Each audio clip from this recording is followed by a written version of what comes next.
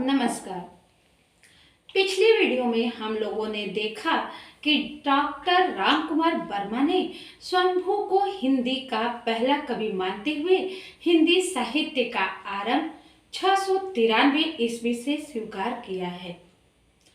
ऐतिहासिक व्याख्या की दृष्टि से यह इतिहास आचार्य शुक्ल के गुण दोषों का ही विस्तार है।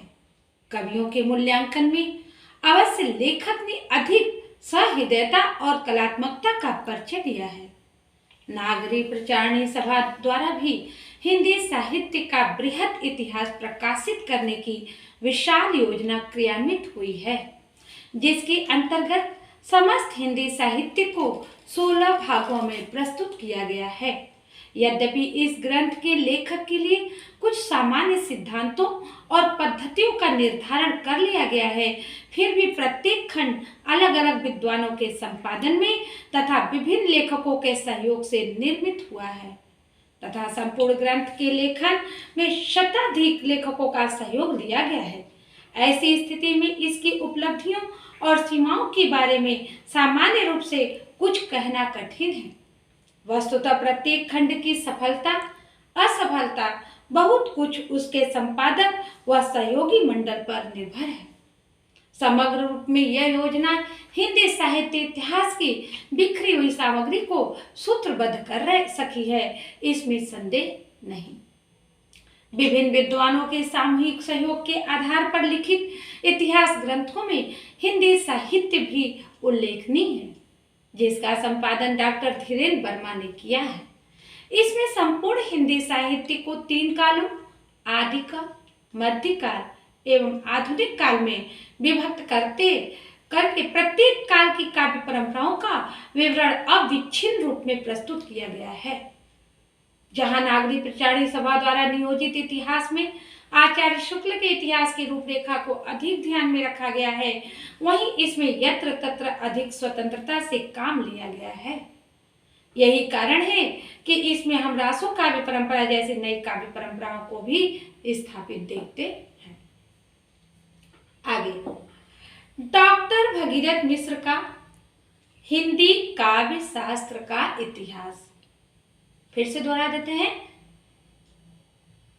डॉक्टर भगीरथ मिश्र का हिंदी काव्य शास्त्र का इतिहास, डॉक्टर नगेंद्र की रीति काव्य की भूमिका, श्री परशुराम चतुर्वेदी का उत्तरी भारत की संत परंपरा, श्री प्रभुदयाल मित्तल का चैतन्य संप्रदाय और उसका साहित्य, डॉक्टर वीरेंद्र स्नातक का राधा वल्लभ संप्रदाय सिद्धांत और साहित्य, श्री विश्वनाथ प्रसाद मिश्र का हिंदी साहित्य का अतीत, श्री चंद्रकांत बाली का पंजाब प्रांतीय हिंदी साहित्य का इतिहास, डॉक्टर टीकम सिंह तोमर का हिंदी वीर काव्य, डॉक्टर मोतीलाल मुनारिया कृत राजस्थानी भाषा और साहित्य और राजस्थानी पिंगल साहित्य। इसे भी फिर से दोहरा दे रहे हैं।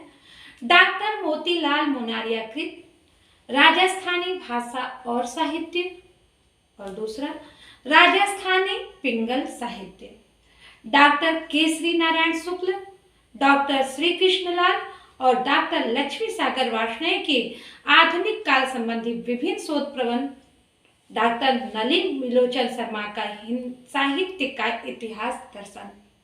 इसे भी फिर से दोहरा दे रहे हैं।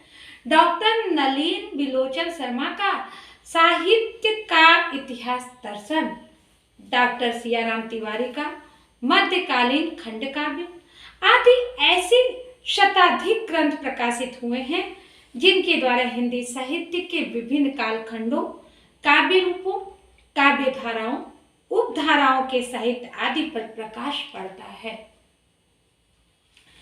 इस प्रकार गासादत्त तासी से लेकर अब तक की परंपरा के संक्षिप्त सर्वेक्षण से यह भाली भांति स्पष्ट हो जाता है कि लगभग 1 शताब्दी की ही अवधि में हिंदी साहित्य का इतिहास लेखन अनेक दृष्टियों, रूपों और पद्धतियों का आकलन और समन्वय करता हुआ संतोषजनक प्रगति कर रहा है।